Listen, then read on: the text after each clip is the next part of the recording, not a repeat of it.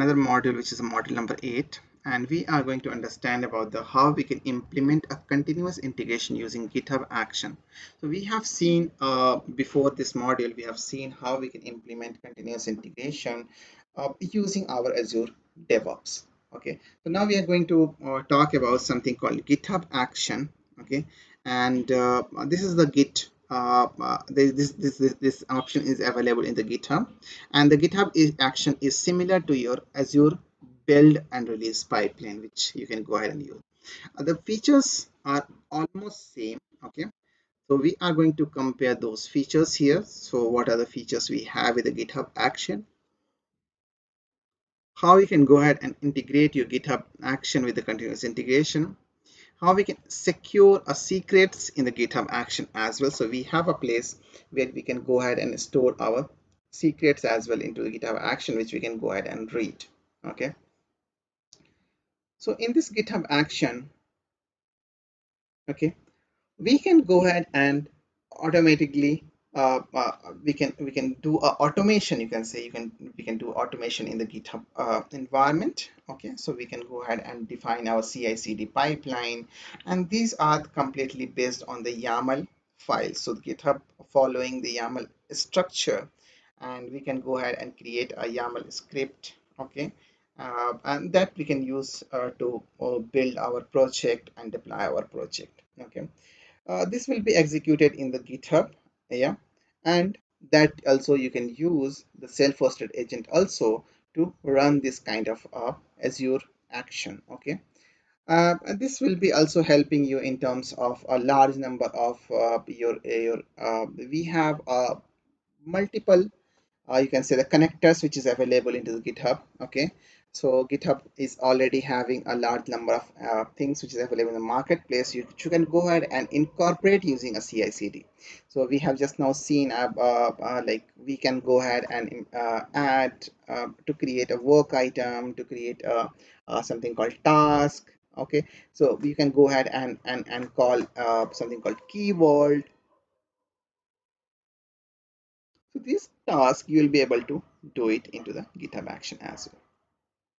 The action flow looks like this. Okay, first it starts with the event. Okay, so once the event is there, so event is basically you are going to create event which is the scheduled.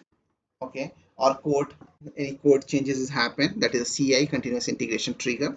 So trigger happens. Okay, and then your basically your workflow will start. So any event which is happening, so event can happen based on schedule or based on code change, which will trigger your workflow. Okay, workflow will have a jobs. Okay, workflow contains a job, and job contains action which need to be performed. Okay, so once the event is triggered, your workflow will start, and workflow will have a step-by-step jobs, and jobs will have action which need to be performed into the your GitHub action. So if you look at the workflow design, so this is the workflow design in the GitHub. Okay, where you are going to define a automation. Okay, what kind of events you are looking for. Okay, what is the event, what is the job. Okay, you're just writing in the YAML script, and you're going to store those script into a GitHub workflow. Okay, you can go ahead and create into the GitHub workflow, and you can go ahead and just save, which will get start deploying. So you can see here you are going to save the name of the build. Okay, so this is a build name node build. Okay, on push means whenever the changes happen in the code, now you are going to run a job is going to run. This is the build version we are going to do. Okay, and now you are going to define which operating system, what is the version of the node you are going to use. And next you have the step, like you want to check out the code, you want to build the code, you want to install npm build. So these are the steps which we are going to write into the YAML script. So similar to that, there are some elements in the GitHub action. So you have a name. Okay, so name is your workflow name. Then you have on means it talks about the what trigger you are looking for on the code change or the schedule base. It triggers the job. Okay, so job is a list of tasks. Okay, and it is going to run on which server, that you are going to define a target environment. Okay, you are going to define steps. Okay, steps will be the executable steps.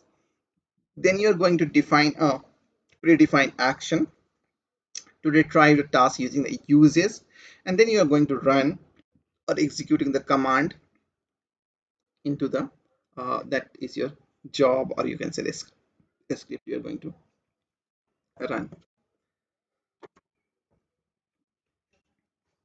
Okay, so first of all, events, how you can define the events. You can see there are different kind of event which you can go ahead and do. So event defines with on. Okay, so on is a keyword which is helping you to define a keyword, okay, in the GitHub. So you can have a different kind of events that can be schedule based, that can be a code change trigger, or you can say the CI trigger, continuous integration trigger. You can say the manual trigger. You can have a webhook event. Okay, even you can call from the external URL using a HTTP request. You can have an external event. So you are going to define on, then you are going to schedule. You have a cron exception or cron syntax which you have to write to schedule, or you can have a pull request if any pull request has been created. Then you are going to execute this. You can have a push or pull request, that both action you can define. Okay, and what is the branch you are looking for? This is the development branch, or it is master branch, and whatever the branch you are looking for, you can define in the event. Next, it talks about the jobs.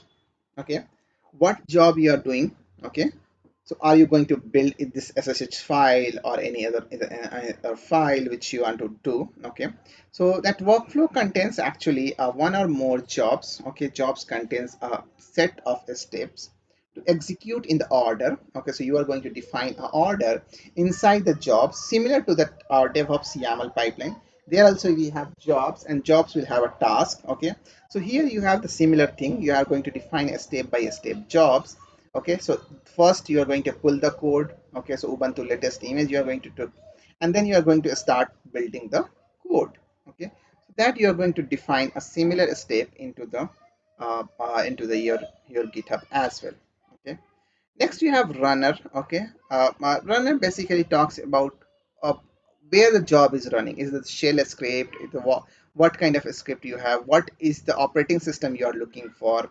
Okay, what kind of language you are going to build? So those you are going to define into the your runner section, and that's what it is going to take you, that how to build that job, which environment it has to go, and what it has to build. And you can see the console output. Okay, console output here. So whatever the job is getting executed, you can see that into the console application. You can see the step by step script, and the running steps which will helping you in terms of debugging the code, or debugging your pipeline. Next, it talks about the release management. You can go ahead and create a release management, okay, using a tag like steps. Okay, so you have steps here. Okay, use steps action install timer. So what time you want to? Then you have develop. You want to have something called a name. So what you want to install, during the install, you are basically release management helping you in terms of deploying the code. Okay, using the tag, using the branch name, or using the hash name. So what action you want to do? Do you want to take a tag, a specific tag, and then deploy it? Do you want to pull from the branch and then you deploy it? Or do you want to take a SSH hash key and then you want to push the changes to the different environment? That you will be able to do using a release management basically. Now you have a next thing which is called continuous integration with GitHub. How you can do the continuous integration. So this is what we are talking about, just on push. Okay, on push means it execute when the code is got changed. Okay, so whenever the code is pushed to the repository, my continuous integration trigger will start running. Okay, so when the push happens, it is going to run a Ubuntu latest server. It is going to find a Ubuntu latest server with the Node.js code 10.0 version, and it is going to build my code, and it is going to check out my code. It is going to take my .NET code, and it is trying to build my project. So that's what it is happening here, and it's just a simple YAML file which is having a steps to define what need to done here. Okay, And you can see here the next job, it is showing that the verify connection. We are going to try to verify the connection with the SQL. So you can do that step to verify the connection as well into your YAML pipeline. Okay, so you are saying the server name and this is the database name. Is it available or not? Those things you will be able to check, and you will be able to communicate and check the environment variable as well, or you can pick those variables and you can go ahead and take those values during the deployment and you can deploy. Next, we have a artifact, okay, passing artifact between the jobs. So artifact passing means the values, okay, so you are switching the values, or passing the value from one to another task, okay. Similar to just now, we have seen that like your just now we had a lab where we are going to take a value from the key vault, and we are passing those value into the different tasks to create a database or create a web application. Okay, so that's what we are trying to do here. Basically, it is doing the task separately, and then you are going to utilize that task into the next stage. Okay, so that's what it is saying here. You can pass the path, you can pass the common variable, or you can share the variables from the one task to another task, or one output to another output. One output can be input for the another task. That kind of thing you will be able to do it here as well. So basically, you're passing artifact value from one to another jobs. And you can see here, this is the batch, similar kind of batch which we have also got into the Azure DevOps. Okay, so this is what you will be getting a passing batch or failing batch. Once you get a success or failure from your GitHub action, you are getting a batch. Okay, and batch says that how much the success percentage of your build or how much failed percentage of the build you have into the repository or into your build pipeline. And there are some best practice for creating action. So just you have to think about that, and before creating any kind of action into the GitHub. So these are the best practice which we have to always understand. Okay, creating a chainable action. So you have to avoid a monolithic kind of action. Okay, so just try to avoid a monolithic kind of application. Try to develop a small actions. Don't try to write all actions in the one stage or something. Try to create a small set of tasks, okay, which can do work and give the output to the different tasks. Okay, you need to maintain a versioning of the code. Okay, you need to provide a latest label. Okay, so what is the label, and like a tagging which you will be able to do. uh, Write a proper documentation in the readme file. Okay, and then you can add all details in the action YAML file, that is a metadata file, and those you will be able to and consider contributing to the marketplace. If you have developed something for your own organization, or for the new things which is not available in the market, you can go ahead and contribute to the marketplace as well. As we say that GitHub is like open source community driven. So basically we have to also communicate sometime into the uh, with the code, or with the some tools if we can develop, and we can contribute to them. Okay,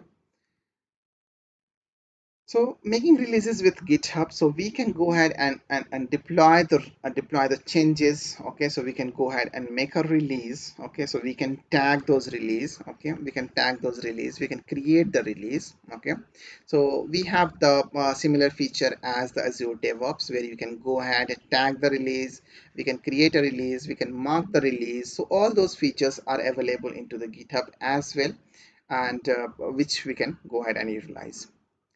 Another thing which you can do, the securing the secrets in the GitHub. So GitHub is also having a something called setting tab. Okay, and in that setting tab you can go ahead and create your own secrets. Okay, so like environment variables, so we have into the Azure DevOps. So Azure DevOps is also having variables. Similar thing, we also have a variables kind of thing which you can go ahead and define that variable into the GitHub settings section. So we have a secrets. Okay, we can go ahead and create a db password, and you can store the password and you can add a secrets over there. So this is the one of the secure way of storing your credential or your secrets into the GitHub. And to read the secrets, okay, so to read the secrets, you have to define that you want to do a secrets dot db username. So you will be able to read those value from the database of the secret data from the secret database as a variable. Okay, so you can pass as a variable and you can read those value and you can set those here. Okay, so that you will be able to do it here.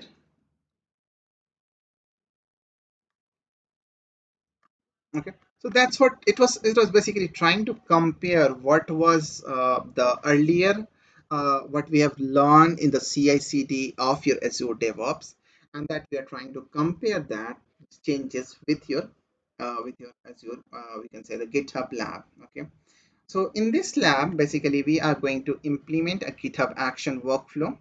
So that is something called DevOps starter kit. So there is a multiple thing which you will be able to do. Okay, so you can go ahead and create those things using a GitHub action, and you can go ahead and build that application.